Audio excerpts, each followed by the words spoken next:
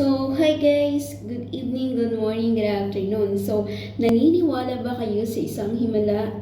So, kung ikaw ay madaanan nitong aking video at napanood mo nito, ay ini-encourage kita na ipagpatuloy mo kung ano yung nasimulan mo dito sa pagiging isang content creator.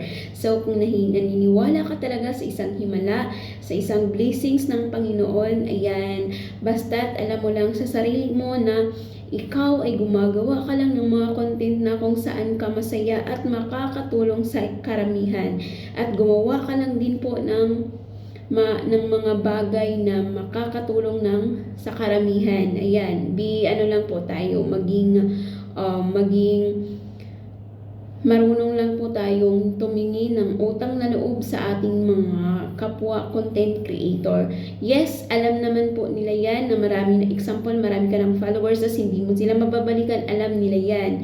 Basta't alam mo sa sarili mo na lahat ay gusto mong matulungan sila pero hindi pwede kasi di ba may limit. Pag ikaw ngayon ay madaanan ko or madaanan itong aking video at nawawalan ka na ng ganang mag-post ng mga text man yan or kahit na ano kasi walang sa tingin mo sa nafe-feel mo na walang nangyayari sa mga ginagawa mo, first ini-encourage kita na ipagpatuloy mo yan. Yes, kahit lang ano, pang aliw-aliw mo lang sa araw-araw, gawin mo lang siyang libangan. Hindi mo mamamalayan na isang araw merong himala, basta't samahan mo lang siya ng sipag at saka tiyagaan. Kasi kung wala yung dalawa na yan, at saka kung hindi mo din sasamahan ng konting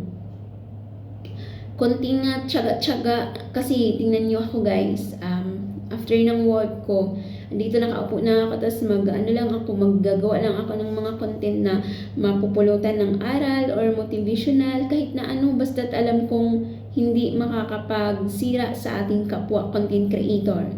Be happy and magmahalan lang tayo dito sa social media kasi yan ang gusto ni ating boss, hindi ayaw niya ng mga hate speech. Okay, thank you for watching and alam kong mag-grow ka, laban lang po. Thank you.